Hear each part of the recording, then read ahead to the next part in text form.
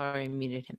Hello, everybody, and welcome to the Tatiana Show. It is December 13th, and I am here in beautiful New Jersey enjoying the winter wonderland that is the holiday season. But I'm actually escaping from here tomorrow. I'm very excited. Josh, I know that you're in a very cold place, and I just wanted to tell you that I'm going to be in Miami tomorrow. Are you jealous and crying? I'm totally jealous. It's so annoyingly freezing here. I just keep getting sick. It's horrible. I'm sorry to hear that. Nah, but you're taking this Christmas one out of me gloating. by now I feel guilty. I got to say though, Germany does awesome Christmases. Like all the fairy lights, the bright like white, and they stick to white, so it's just all this beautiful, sparkly white lights on all the trees. It's amazing. Yeah, I like winter in New York as well. It's very pretty, and then the cold, miserable darkness sets in for a long time. But basically, up until New Year's, it's wonderful. After that, yeah, it's kind of like when the Bitcoin price booms, summer, and then crashes. It's winter for a while. I don't know. I just want to bring it back to Bitcoin. You know, it's the obsession. I guess so. Oh man. Yes, well, you know, I think that we need to broaden the show and not only talk about Bitcoin all day long. I actually have my guitar with me. I was thinking maybe I would do a song, but then I just got lazy and I didn't do it. Today we have two guests coming on, and I'm going to bring them on in just a few minutes. So I want to tell people about them, give them a little tease or a little experience of what they're going to anticipate in the next hour. We've got Fergus Hodgson, who's a friend of mine from New Zealand, Antigua.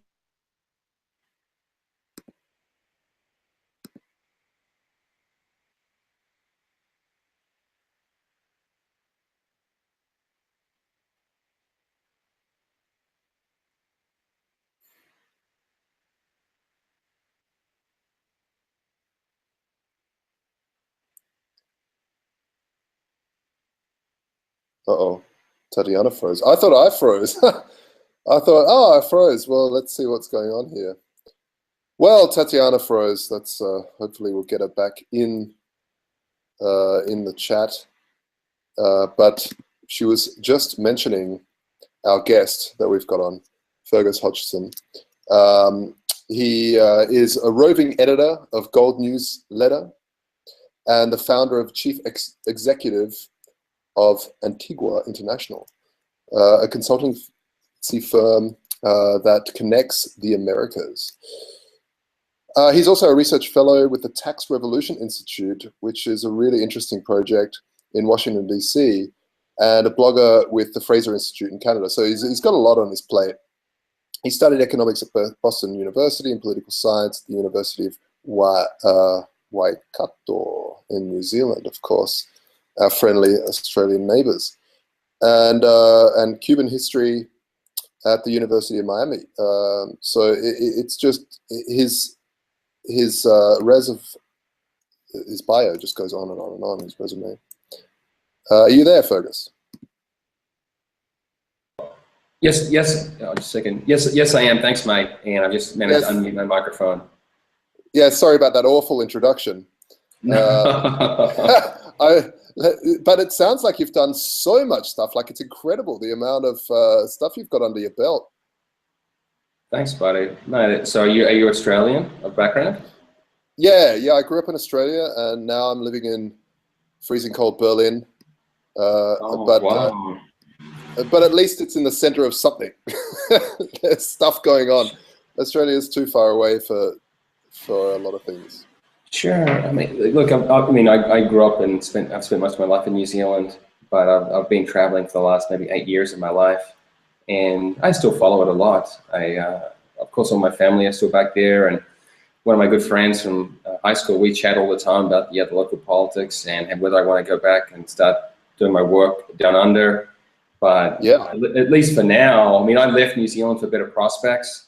I was frustrated at the time, and I thought we had this crazy socialist feminist government, and I wanted to leave, but then I found everywhere else was just the same problem, just the same situation. We actually, our Prime Minister at that time was Helen Clark, who's now head of development for the United Nations. So that gives you a sense for the situation that we had down under. And what the challenge is that once I left seeking, brighter shores or better prospects, I actually found a lot of success, kind of unexpectedly, or like it went really well in the United States, much better than I expected. And that meant that I had a home or a career. And now it's harder to go back because I'd have to start at the bottom or work my way up again, as opposed to working with the relationships that are established in the United States and Canada. Yeah, I'm always surprised, what I find in Australia and the oceanic countries is that generally there's a lot of apathy towards anything that the state does. They can just come in and it kind of like in SimCity, just raise taxes to whatever they want and and fine you here and tax you there, and everyone seems to go, oh, shit happens, and they don't really care about. They don't really voice their opinion that loudly. They kind of just gloss over it and think, oh well. Whereas I find people in Europe, especially France, tend to get a lot more vocal and intense. Yeah, I've been to Australia a few times, but I'm not an expert. I would agree that there is much less resistance or outrage. We don't have any kind of independent media like the United States has. We don't have a Breitbart, for example, or Reason magazine that would really tighten the screws or attack the growing welfare state. And I remember when I was in 2008, I was finishing off my university there, and I had a column, a weekly column in Student Magazine, and it was just, there was so much low-hanging fruit. I was just having a field day. And I remember one time in New Zealand, we have taxpayer-funded elections, and that the parties they raise money, of course, but they also get money just given to them, well, not given to them, but taken from taxpayers. And that obviously there was money getting spent unlawfully or illegally all over the place. And when the new government was elected or in power, they passed what was called the Parliamentary Expenditure Validation Law, which just retroactively made everything they did legal. And it was like, wasn't even a blip on the radar. No one even cared. Yeah. It's pretty amazing. Yeah, mate. So I didn't really know what to say about that. I was just kind of aghast. My father said, "How can they do that?" Like they just did it, man. No one's stopping them. Yeah. Well, it's the God complex. You can just do anything if you're in the state. Sure, man. Well, guys, I'm back. Sorry I missed you for a minute, so I lost context. But I wanted to talk a little bit about your time in Latin America and what you think the cultural impact is of this cultural Marxism, so to speak, and this glorification of the left and socialism and communism, even in light of what's going on in the perfect example of why communism and that type of approach doesn't work in Venezuela, where you need, basically barrelfuls of money in order to purchase basic goods. Oh man, Tatiana, there's so much to say to that question, right? Because I've devoted my adult life to understanding the Americas, in Canada down to Argentina and Chile, and I've been traveling a lot. I've probably made maybe 50 trips to Latin America, and I've spent most of my time in Colombia, Ecuador, and now Argentina. But I've been to all the worst places: Cuba, Venezuela, Honduras, El Salvador, and I'm trying to get to all the countries. There are so many, of course. But what has been the impact of cultural Marxism, or just Marxism in general? Well, it's been enormous and devastating. And there's a great book on this part of the world by a guy called Carlos Rangel. He's from Venezuela. He passed away in the 1980s, but he wrote back in the 1970s, and nothing has changed. Really bizarre. And in Spanish, it's called From the Good Savage to the Good Revolutionary, and in English, they just called it the Latin Americans and their love-hate relationship with the United States. Basically, he explained the history, and one of the key points he made was that Latin America could submerge or just go beneath the sea, and it's almost like no one would notice in the rest of the world. There's this problem. This place really is a failure, and people don't like to say it, of course. It's very sad, but if you think about just in terms of economics, right, that people in Latin America make about 1/5 of what people in Canada need. It's not like 20%. It's US people in the United States make 5 times as much. It's a huge difference. And I remember when I was in El Salvador, looking out of the city thinking, people there, the average salary is $300 or $400 a month. Even people who speak English will make about $600 a month. And in Cuba, it's even worse, of course. That's a total communist wasteland. But I just thought, what is the deal? These people are not aliens. Why are they so poor? And there's just a long, tragic history of political instability, of a bunch of authoritarians. And one of the peculiar elements of a free society is that it takes a very long time to grow or to build, and it's very quick to be destroyed. So of course now it's completely destroyed in Venezuela. But so my own view is that the Anglosphere is really the freest part of the world, and it's taken many centuries to acquire this. So people who have not grown up in or ever known even a limited bit of economic freedom, because of course we know that our countries are not free, we've got socialism everywhere too, but people have a much worse situation with things like property rights no one even cares about. I mean, when Chavez was in power in Venezuela, he would just go and say expropiarse, which means just confiscate this property. And right now, the latest news this week is that the Venezuelan regime has confiscated 3 million toys from a toy manufacturer just because they price things in dollars rather than the local currency. It's just insane. So it's gone to dystopic proportions. And so what happens is like anti-Santa, the opposite of Santa Claus, the worst kind. Sure.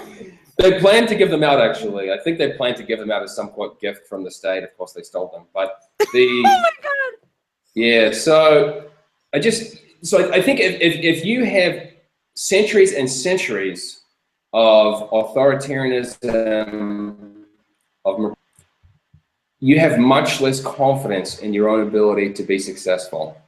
And I think, the Randians, objectivists, talk about this a lot, actually, about having the sort of self-esteem or confidence in your individualism. You need the self-esteem to believe in capitalism because it relies on you and on your own success. So I think when you don't have that, your natural inclination is to look for some kind of state to protect you or philosophy that fits with it. And so Marxism, I mean, outright Marxism, from where I live in Patagonia in Argentina, there is Casa Marxista, like the Marxist house, and they have a big picture of Marx on the front of the house. This is like where the unions gather and, I don't know, the activists. So they brazenly advocate Marxism. They are proud. And I'm telling you that you might think, and this is one peculiar aspect of Latin America to me too, that everyone knows the governments here are corrupt. It seems that way. And yet you would think that would make them so pessimistic about protesting and political activity. But no, they protest all the time. Every other day they're out there protesting and shutting down the roads and having strikes. It's crazy, even though they know the government. So they're begging all the time. And it's like a Occupy Wall Street protest on steroids, where you have all these Che Guevara pictures and the communist symbols all over the place. And I just lose my patience, of course. I just say, if you want to be poor, go ahead. And they'll say things like, down with imperialism or whatever. I'm going, there's no imperialism here. There's no one here. It's just you. And so there are no gringos. I mean, I'm the lone, like I'm such an alien in this part of the world. And so how can I put it? I think that, yes, Marxism is the philosophy of the day throughout Latin America. But it's not an accident. It stems from the history. And I don't see it going away anytime soon. There's a saying about Brazil, actually, that Brazil is the country of the future or the country of tomorrow. But they've been saying that for decades, so it never quite gets here. Do you think the death of Fidel Castro is going to, him seeing every form of communism absolutely fail before he died? Well, not for him, of course. He was an extremely wealthy man. Yeah. Right. But do you think there's sentiment changing from this moment in history? No, I don't think so. I think the damage is already done. The anthropological damage to the Cuban society has been done over decades now. So people there have been intellectually stilted. They have no free speech, no free press. They don't have no diversity of education. They hardly know what's going on outside the world. They are not society. So as much as I support people like the ladies in white or the damas de blanco, these are the wives of political prisoners who go and protest, I think their battle is futile, unfortunately. And I know this is not a nice thing to say on a libertarian show, but I really would have supported the Bay of Pigs invasion in the 1960s, which could have ousted Fidel Castro. So Fidel Castro was this rogue guerrilla, a bunch of gangsters who were living in the mountains, and yeah, they had a dictator, you know, a bad guy. He came in, and he was part of a group of people who actually wanted democracy. They wanted to modernize the country. And when he got control, he basically just dominated the whole situation. And I met one of his fellow revolutionaries. What was his name now? I can't remember. One of his fellow military leaders was with him, did not like the way things were going, and Castro put him in prison for 22 years. And he only managed to get out and go live in Costa Rica after 22 years because the Costa Rican president asked for a pardon and just to give him some exile, so Castro let him go. But so at that time, a lot of the Cubans who were obviously not pleased with the situation and were exiles in Miami or Florida, they set about working with the US military to build their own force to go and fight. So Cubans went to fight, and with the support of the US, but this is all done, you know, quote, secret, and JFK did not want to have any US involvement. So basically, the US was supposed to support these people who were going to fight to get their country back, and they just abandoned them on the beach, and a whole bunch of them died there. And it's just a very sad story. Those men were brave and want to fight to bring their country back, and the US could have easily aligned with them and just said, we will support you, and 50 years or 60 years of just communist brutality could have been avoided. And I'm not saying that Cuba would have been some flourishing place. It probably would have just been like Puerto Rico, but it would have been a heck of a lot better than working for 20 bucks a month and, you know, getting on makeshift rafts trying to escape. That's very interesting and also very depressing. I was thinking about, well, you know, after you taped the Stossel show, you, me, and Gloria Alvarez, we went out, and she also had a very unique perspective, and she was talking a lot about that cultural aspect. And when you think about, you know, there's all these different protests, I feel like there are certain protests and movements, revolutionary movements that are government sanctioned and A-OK, and then ones that are actually calling for more freedom are much more submerged, I guess, suppressed. That's the word. For example, in the United States, when we had Ron Paul, the media would never in a million gajillion years talk about Ron Paul unless it was to completely ridicule him.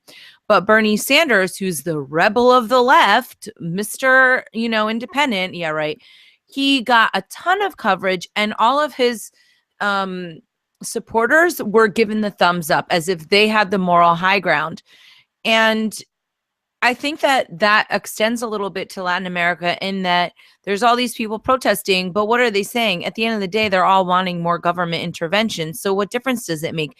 Even if Bernie had gotten in, at the end of the day, first of all, it would have never happened. Second of all, even if it did, it would have still bolstered the idea that the state is God, the state is bigger, the state must take over and manage everything. There are almost approved little skirmishes among people that the government has to go in and save, whereas true solutions are pretty suppressed on a multitude of levels, including in television, in film, in advertising, in all different kinds of cultural messages that we get as a community.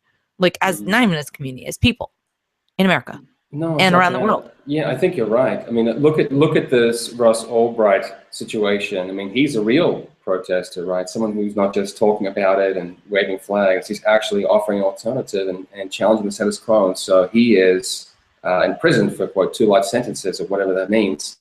And also, Edward Snowden is now in exile in Russia. And these are 2 men who, they didn't just talk about doing things, they really did confront the state and confront injustice. And so I agree. I think this your note about Ron Paul, it hurts me because back in 2007, 2008, I was back in New Zealand, I following so closely. And I remember I would listen to talk radio, and Ron Paul supporters would call in, and often the prominent, quote, conservative or Republican hosts would just cut them off as soon as they heard Ron Paul and said, "Yo, never going to happen. You know, let's get over this. You know, unelectable." you know, and I was just, you know, I just was a bit broken hearted. Or they say things like, they'd say things like, when are you going to drop out? When are you going to drop out of the race? Are you going to run third party? Yeah. So yeah, like it was this constant nagging of getting out of the way. It was really, really disgusting. Yeah, so, I hear you, man. I just wanted to back you up on what you were saying about it, just one step back about once a country goes through communism, you really, it takes about 2 generations, 3 generations to recover from that. I had that direct experience with a friend of mine who grew up in Czech Republic during the communist regime, and also East Berlin, of course. I've got plenty of friends in there. But she was absolutely clueless when it comes to entrepreneurialism because her parents didn't bring that across to her, and she was even mad at her parents. And I said, you can't be mad at your parents. They were in a regime that literally suppressed the concept of being creative, the concept of being an entrepreneur. It was crushed out of you. You had to do what you were given. I hear you, and I met a couple of girls from Moldova, which is somewhat part of Russia, or at least part of the former Soviet Union, and they just had no concept of free speech. For example, when they see ads attacking the president on YouTube or whatever, they go, "What is this? How can they get away with this?" You know, no respect. It was just very bizarre to me, and we forget that most of the world is a wasteland in terms of actual rights that people in the United States believe in, like gun rights or free speech, which are really American values that I believe in so strongly. And I wish even places like Canada would take these things seriously, but they don't. So that's why that's why I'm such a believer in the United States. I think that it's so critical that people fight to protect what limited freedom is left in the United States. You know, I think that with everything that's been going on lately politically, it's become very muddied in the States what is an American value. And I don't really have a firm position on immigration. I like to engage with all different kinds of cultures. But something that I heard that resonated with me in terms of a criticism is by letting down all these people into the United States, you're diluting the American values. And you know, I'm not a statist. I'm saying get rid of all of it. But there's something to be said about the impetus for America in the first place. And that doesn't originate its power from the government. It originates its power from the spirit and the unwillingness to submit of the American people, right? Entrepreneurialism, going out and making your way through the world, picking yourself up by your bootstraps, all these independent qualities where people take responsibility for themselves. I think that's what we're really losing. And I think that that's what, you know, Trump, you know, some scary stuff, some stuff that's mildly encouraging. Let's face it, it's probably not going to be good, but there's a mild bit of hope. And the reason why is not so much because of him, but it's sort of what he represents. Because number one, he is he's very, very hardworking, and Americans really respect that. And number two, people were saying no more standard government like BS, right? So maybe Trump will suck, maybe he won't. But at the end of the day, people are saying that what we have right now doesn't work. And I think that that's very encouraging. And I think that people really resonated with the idea of make America great again. And I don't think that that was some way to exclude other people, but it was about that American attitude. You know, if we want to be the best, we're number one, and not in that tacky kind of Hollywood way where they make fun of people in the middle of America, but in a genuine pride in one's work and one's work ethic and the things that you contribute to your community voluntarily, not by just having a bunch of moochers, which seems to be the other attitude that prevails. I mean, I'm all about helping different people, but you can't steal from one person to help another person. It's ridiculous. No, look, Tatiana. And I believe people would give, right? I mean, if I didn't have 50% of my money taken away, I would give lots of money away. Well, look, to me, I just see these welfare programs as middle-class welfare because most of the money goes to the middlemen, of course, not to the actual recipients. But look, I mean, aside from the whole womanizing thing, whatever, I actually really like Trump.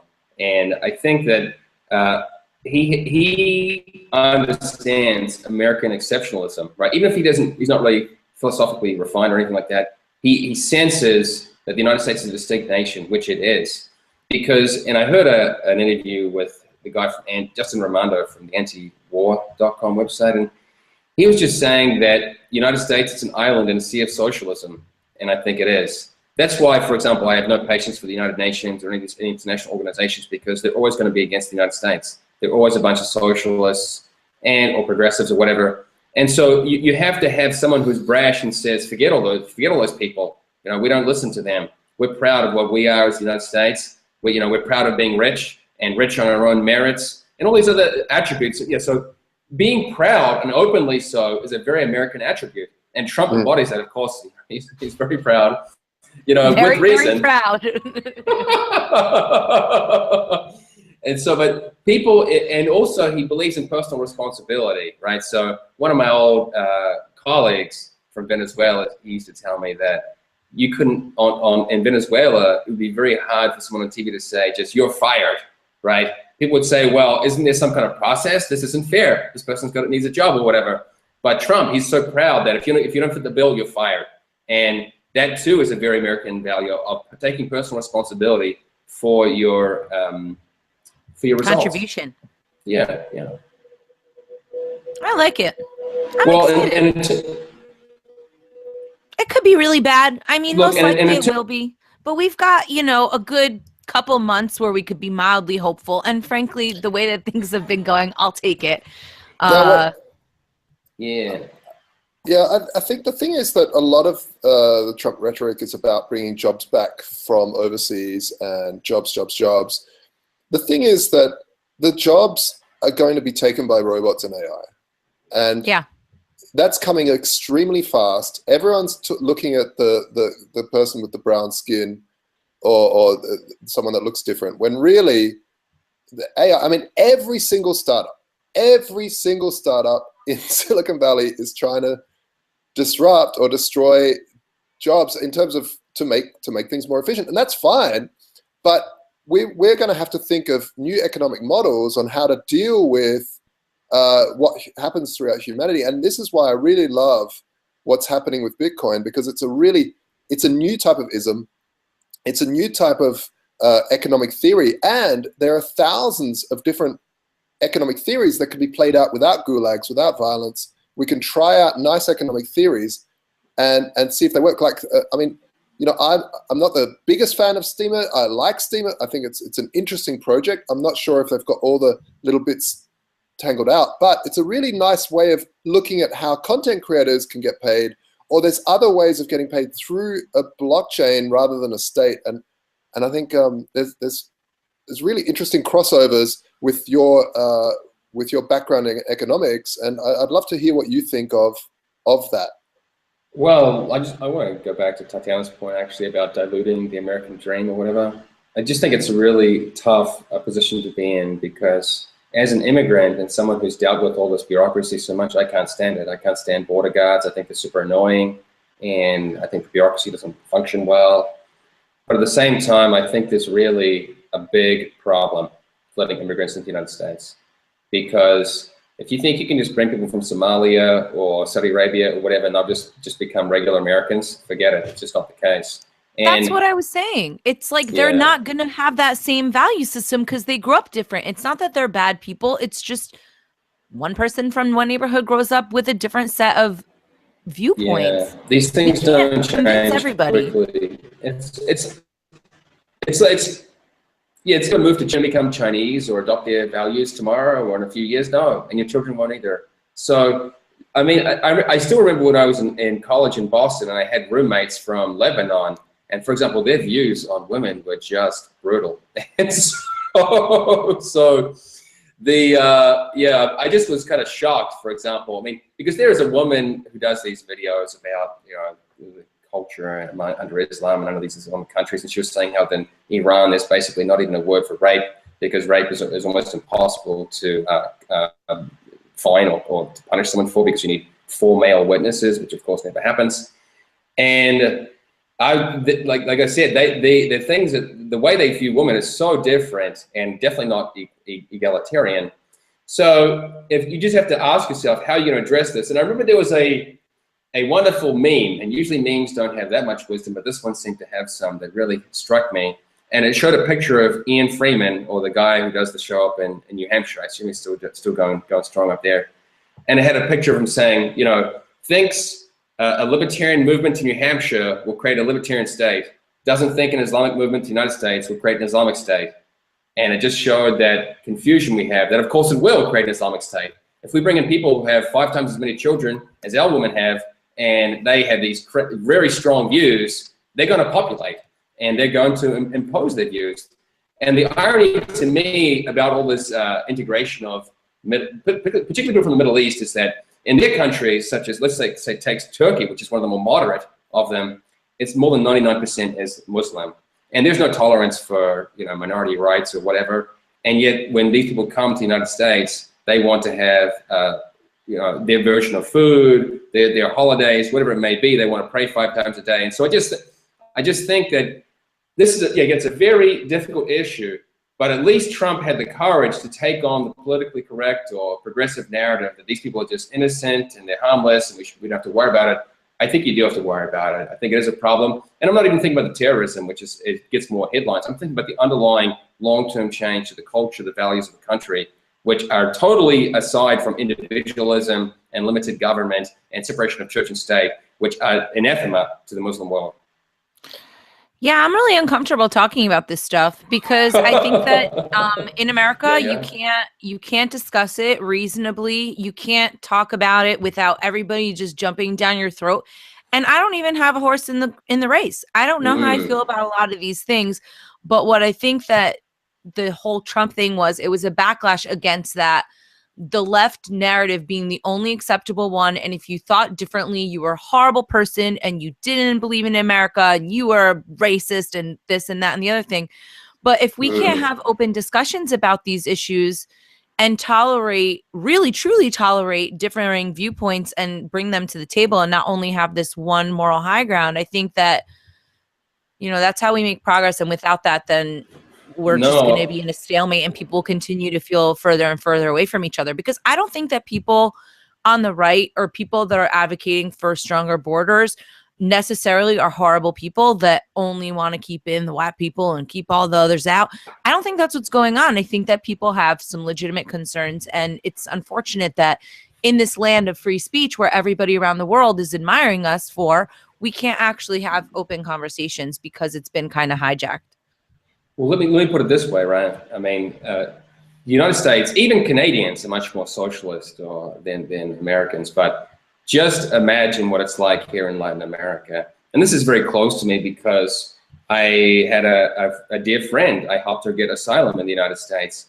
And then she and her family became Democratic Party supporters, you know, and they thought I was too conservative or whatever. And I'm not even Republican, you know, I'm an anarcho-capitalist. And I just saw how their values came with them, and they didn't get it. And people who are Venezuelan, who perhaps grew up in the United States, are much more willing to say this openly. They will just say that they don't get it, you know, that they come, and you've got to be, I guess, sympathetic to some degree too, because if you've grown up in a nation where the government has this, you know, bottomless reservoir of oil and just a huge amount of money to buy everyone off and to pay for everything, and there's just not the culture of entrepreneurship or individualism, it's going to seem weird to them. And also because of the language barrier when they arrive, they naturally mix with their own people. Can I say what? Yeah, go ahead, matey. Speak up. Yeah. Oh, no, I actually, you know, I just wanted to play the devil's advocate on that. I mean, you know, American culture isn't like everyone believes in freedom and stuff. You know, you get people that absolutely hate women. I think it is. Totally. That's the whole point of America. That's what we're taught in school. As an American, I take offense. But like, I've met people talking about? I've met people in America who are absolutely just hate women. I've met people. What does women have to do with government? No, well, I'm just saying. You know, we were saying that, like, you might get someone from a Muslim country, and the way they talk about women, it's very different. But I'm just saying, there's pockets all throughout, and and that comes with individualism. Is that there is, sure, there are stereotypes, but the stereotypes are very broad, especially in the States. In America, stereotypes of Americans. Yeah, I mean, all throughout America, right across from the east to the west coast, it differs so differently, so many different cultures, and that's the same with around the world. So I don't, you know, as I No, yes, but, there yeah, are but come certain on, man. things that, I hear you, but look, no, none of us. We're not going to argue that the U.S. is some kind of libertarian paradise. I mean, it's obviously not. Right? We've got Social Security. We have all these biggest monstrosities. government in the world. Yeah. I mean, it's really not, and it's unfortunate because if you just cut the federal government out of the United States and just was the United States and not that, it would be relatively libertarian, right? If you had just the New Hampshire government or the Texas government or North Carolina or whatever, they would be very, you know, reasonable or tolerable governments. Okay, we got to wrap up. Okay, so, but I think the problem is the relatively speaking, you know, because I just think that it's true the U.S. has all these problems and its status and there's socialists running around, but I think that if you go and live in New Zealand, even in the best alternatives like New Zealand or Canada or Australia, I mean, think about gun rights. What are the gun rights in Australia? I mean, there are none. You know, there are none in New Zealand. I mean, you are not allowed to use guns as self-defense in New Zealand. You have to have your guns stored apart from the Ammunition. and apart from the ammunition, you have to have a gun safe that is locked and the ammunition stored in another room, so it cannot be used for self-defense. I mean, I'm sorry, but we are the last bastion of freedom, and that's pretty scary. I think it's really important for those values to, because think about it, you can't even have a gun in these countries. They tell you that you can't have a gun. I mean, I don't know. We're not going to solve all these problems today, but I think this is a really interesting conversation. I'm excited for our next guest, but I'm sad to see Fergus go. Oh, Tatiana, anytime. I'd love to come back. Yeah, you should come back. Fergus, do you want to plug anything before you go?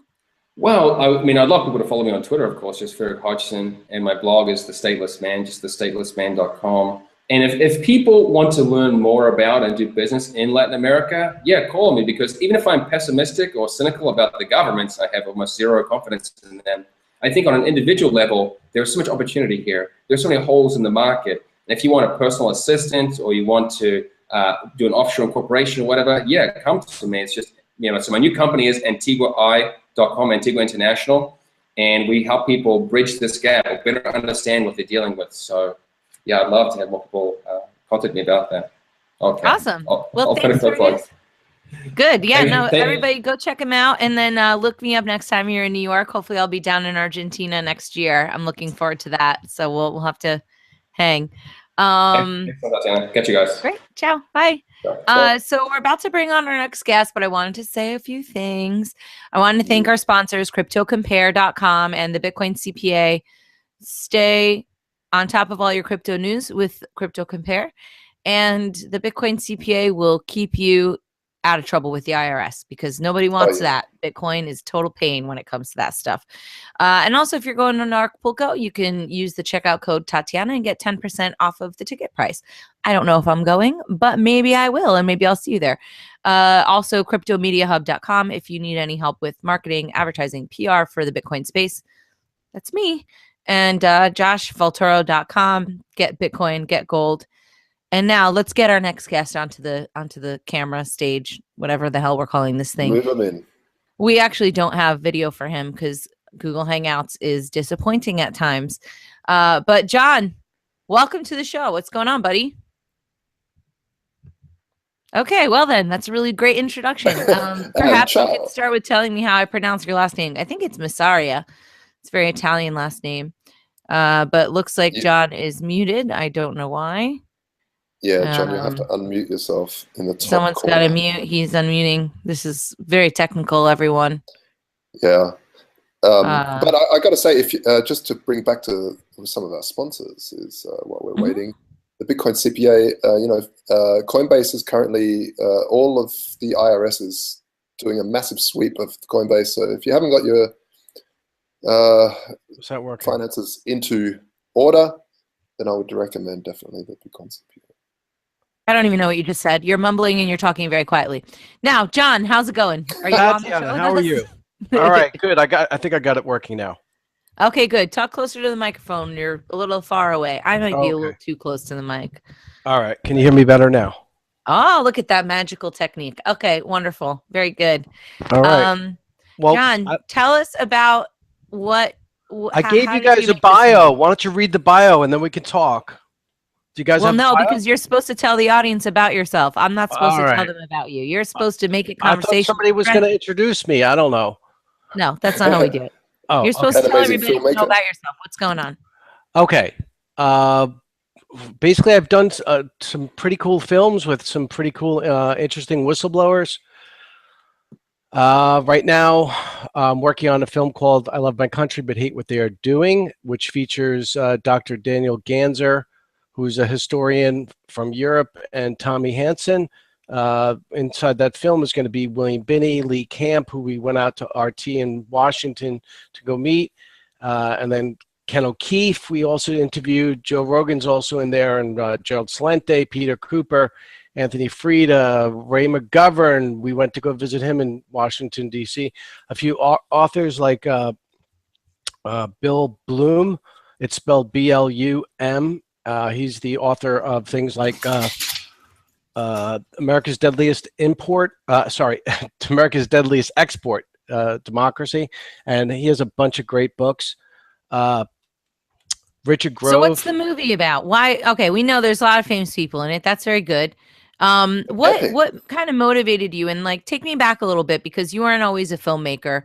What made you focus on kind of this alternative information? What was your awakening moment? And then give me a little bit of the trajectory. And then I want to get into the meat of this, because I want to know the why. And then we'll talk about the what. Sure. I guess years ago, I owned a company. It was a car wash.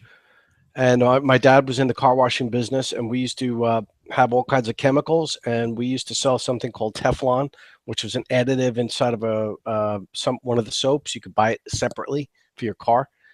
And I started to look into it, and I guess the web was just starting out in the early 90s, and I was a computer geek. I went to computer camp and all that stuff. And anyway, so in the 90s, I started to look up what Teflon is and how it was damaging the earth.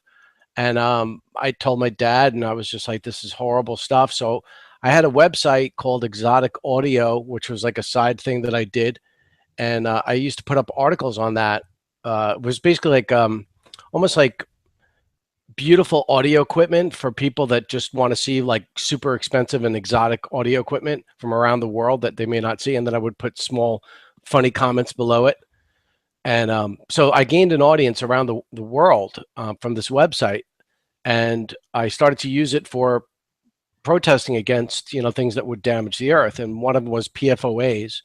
PFOAs are a derivative of Teflon, and Teflon was originally developed during the A-bomb era in the 40s, and it was used on the coating of the wires and stuff like that. And what it did was it violated nature by permanently mixing water and oil together, so that it gets recycled into the hydrological cycle of our water systems. So what I started to do research in the 90s, I got real pissed, and I didn't know how else to let myself express myself. So I started to print these articles, and then from there, I just started finding out more and more about other things that were being covered up. Like DuPont is one of the big companies. Monsanto was also involved with Teflon also. Everything that Monsanto does is pretty much nefarious. So, and then I did a video for somebody who did a blog talk kind of conversation on the phone. It was Russ Tanner talking to Dane Wigington about geoengineering. And this was back in 2012. So I just was like, man, nobody's going to hear this thing. This is pretty important information. They were talking about the methane cycle and how, the pelagic fish population is dying, and the fish are getting cancer from all this stuff. And I was just like, man, people, and then they talked about, of course, chemtrails and, the chemicals being spewed out from the backs of airplanes, whether or not they're solar radiation management back then, or they are now, or they're admitted by the CIA now. So I did this little film about that, and that kind of put me on the map of making more and more films. And as I got better, what was that movie called? The Most Important Topic for 2012. That was the name of the movie? Yeah, that was the name of it. It wasn't really a movie. It was more like, just them talking blog talk. And then I just put it to images that they were speaking about, because some of the conversations were pretty complex. So from there, I guess I started to get trolled tremendously from this really bad. I'm not even going to mention his name. All right, I'll mention his name. Mick West from metabunk.org, which is out of the UK. And he started bombarding all my Facebook channels and Facebook pages. I had about 8 of them because I have different things that I do. One of them is like an antenna array out in Chile. And they actually called up the Chilean antenna array and said, how are you guys letting a guy who's a conspiracy theorist about chemtrails run a fan page for ALMA in Chile? They actually called these people up and they wrote me a letter saying that, if you talk about these certain things, we could shut down your Facebook page. I'm like, you can't shut down my Facebook page. It's a non-for-profit fan page about your telescopes. So anyway, so I started to get into a debate with them, and I found out all about Mick West and his company, what was it called? Neversoft. And he sold the program that was called Tony Hawk's, I think it was like skateboarding video game. He became pretty wealthy from that. So he started to troll me, and then all his people from the UK with IP addresses from the UK started trolling me, and then people in the United States and people from the islands. So I was like, what's going on? And then he started making threats against me, saying that if you don't take the video down, things could happen. And I was just like, this is crazy. So I had a conversation with Russ Tanner about it and Dan Wigginton, and they were just like, don't pay any attention. I got pretty scared. So I took the video down, and then it got picked up and went viral because people were like, he got intimidated and there must be something in there. So people started to make it go viral. They translated it to like 3 different languages, I think. And then they made a version for 2013. And I think they made a version for 2014. But yeah, so that was a pretty important conversation, but it's still not as important as other things that I think I'm talking about now. I mean, obviously everybody thinks that whatever they're doing, they think is the most important thing to them at that particular moment. So and have you managed to get funding? Because I know that filmmakers and artists always find it hard to get funding. What sort of and funding also leads to where ideas come from. If some study comes out about I don't know, global warming or anti-global warming, you've got to also look where the money's coming from. A lot of people need that these days when they're looking at stuff on the internet. So how are you being funded and so forth? I guess everything comes out from my pocket. I mean, I don't really, I did a fundraiser on Indiegogo, and I did this 28-minute film showing the first edit of I Love My Country, but Hate What They're Doing. And people took a liking to that. And then the very first film that I did was Behind Truth Art, which featured Anthony Frida and his escapades with his artwork, which is so awesome. He's world famous. I mean, everybody knows Anthony Frida's artwork is just beautiful. And he's a great person too. I'm really blessed to know him. And I owe it all to Gigi Bowman, who kind of got me into the whole thing here on Long Island, which was Save Long Island Forum. And now she's out in Florida, but I still miss her. And I love all the relationships that I've built over the time. So it's pretty awesome. But as far as funding goes, I guess. John? Oh, did we lose him? John. He's gone silent. So, well, I kind of want to know what happens in this film. I saw a part of it. Yeah, but I think that we lost John for a second. Well, it looks like a very interesting film, and I think I love the title because I think that's how a lot of people feel. That I would say so. Really love the country, but they're like, what's going on? The state apparatus is really annoying. So we've lost John. He might come back. I saw the film at a Liberty Fest in New York, and that was kind of cool because it was shown to everybody. But I'm not very good at watching talks during actual talks. I never do, and I have a really hard time focusing there. But Jeffrey Tucker really liked the film specifically, so it was nice to deliver that news back to John because Jeffrey's a very respected guy. Also, I think that Jeffrey has a nice sensibility about things that are entertaining, which I think is lacking in the liberty and Bitcoin space. Like there's no sense of humor, there's no sense of drama, or I don't know. So I think that a Jeffrey Tucker compliment is always a good one. Yeah, absolutely. And can you hear me and now? Also, there he hey, is. John, great, you're back. So tell us, what do you guys delve into in this movie, and how long is it? When is it going to be released? Sorry about that. I was talking about Extortion 17 and I got cut off. Oh, okay. Well, why don't you tell us a little bit about what's going on with this film specifically? Like, what is it focusing on, and when can people expect to see it, and things like that? Are you putting out commercially? How are you releasing it? Right now I'm doing all the editing myself. I go out and travel. I go by minivan. You know, our minivan got broken into, by the way, when we went to Washington D.C. 400. No, it was actually 171 feet from Pizzagate, which is right, you know, that ping pong pizza place. This was a week before the pizza story came out on the WikiLeaks about the Podesta emails and all that. So wait, can we jump over to WikiLeaks for a second in this Pizzagate thing? Because you seem pretty well versed in this. Me? I saw an article in the New York Times today, and it was such a disgrace because it was saying, oh, I guess they invited Vice President Pence or whatever his name is to have pizza at Pizzagate, or the Comet Pizza place, which isn't even Pizzagate. And they basically shred the entire thing just from the headline, completely dismissive of anything. And whether or not you think that pizza place was the heartland of pedophilia, there's a lot of very sketchy, very real issues with Pizzagate that Podesta was involved with. I spent a good probably 48 hours working on this thing with Hillary Clinton and Bill Clinton that kind of ties back to the Pizzagate thing. It was called the Pardon Gate, where Bill Clinton gave pardons to over 460 people. And it's a 7-minute film. I've done a lot of short films that are very fulfilling, I think. And it talks a lot about how he let this guy, Lassater, I think his name is Lassater, Lassater.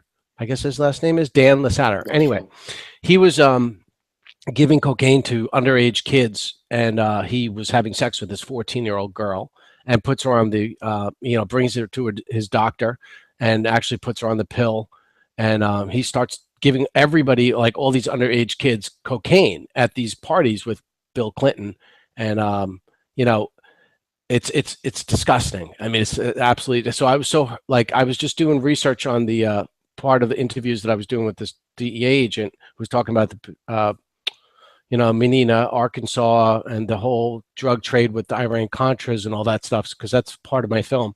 So I said, all right, I got to make a 7-minute film. So I did this little 7-minute film, and it talks a lot about that, specifically inside the Podesta emails. I mean, listen, I've read through a lot of them.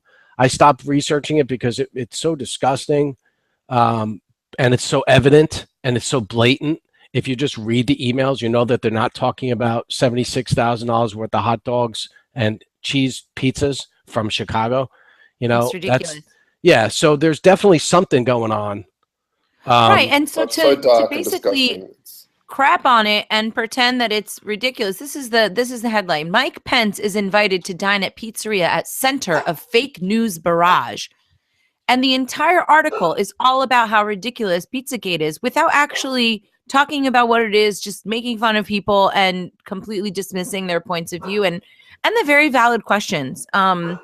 So I don't know, just went off on a random Pizzagate tangent. Well, if you look into it, they've been covering it up for a long time, and they've been doing it in other countries, especially in England. There was a huge pedophile ring brought down, and then it kind of got swept under the carpet.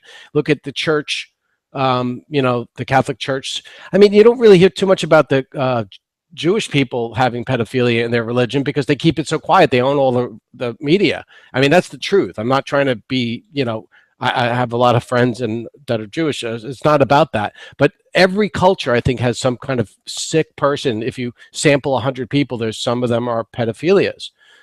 So they all have this personality that's deranged or possessed or whatever you want to call it. It's just messed up. Let's just put it that way, right? So, the church, do you think that story went away, but do you think pedophilia went away? No, I think that it's rampant in all different kinds of cultures. And I think it's a very unpleasant topic to discuss.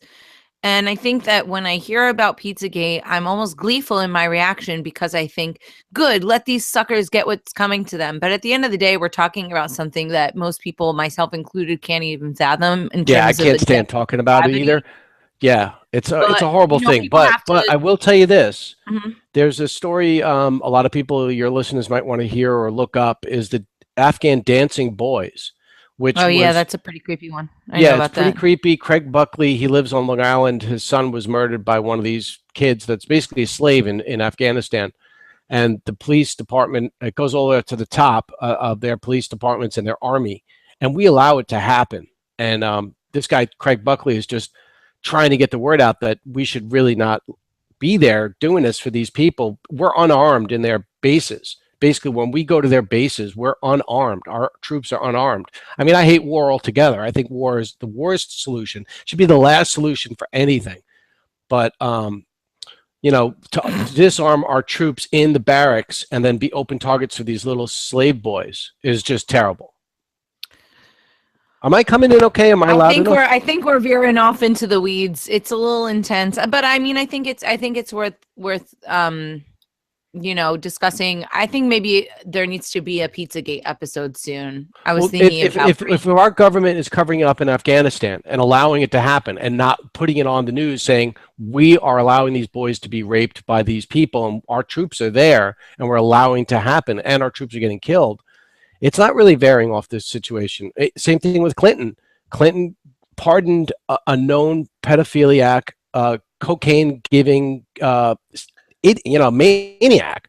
So it's not really off the beaten path for Podesta emails because they all seem to have this, and that's the way they bribe each other. They keep it under wraps, just like Thomas Drake said, that they spy through people's emails and they use it against them in so that when they become powerful, they can control them.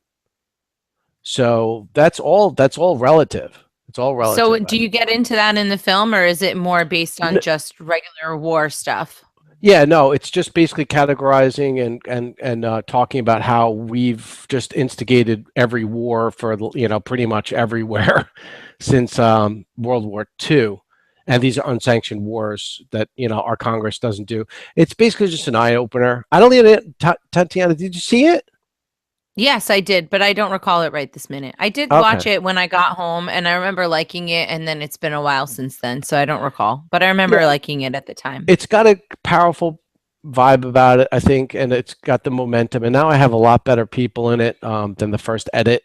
So hopefully it'll be 90 minutes. When are we going to be able to watch it? When are people able to see it publicly? Do you want to give a plug? Are people able to watch it right now? I'm working on edit 2, and I'll release edit 2. And then edit 3 will come out, and then I'll combine them all for a 90-minute film, so that they're, right now as they stand on their own as a fulfilling kind of 28-minute kind of film. So I don't want to deviate from that. I like that idea where people could just sit and watch something and feel like they watched something that was full for almost 2 hours, but in 28 minutes.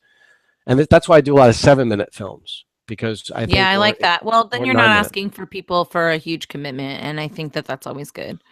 You have to get them into it first, and then if you sit them in a movie theater, that's why if I put them into 3 sections and combine them into 90 minutes, people will be in a movie theater and they'll sit and watch it. But online, I'm not sure how many people will do that. Don't know. Well, it's a good thing to share. It's the holidays, but we still got to think about all the people that we're bombing in between our festivities, and maybe put a stop to that. There's a lot of stuff going on right now. Where can people catch up with you online? It's goodpixelproductions.com, or you can just catch me up on Facebook.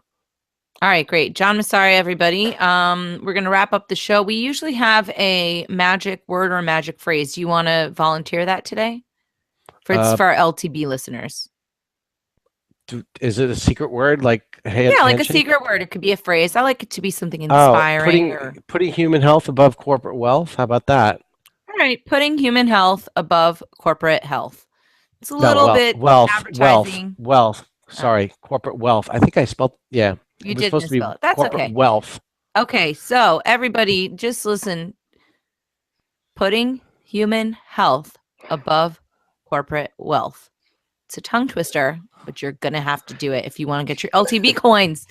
Rachel Parent from Canada actually said that first, and I have to give her credit for that. Oh, perfect. Okay, well, holla. All right, everybody. If you want to catch up with John, go to goodpixelproductions.com.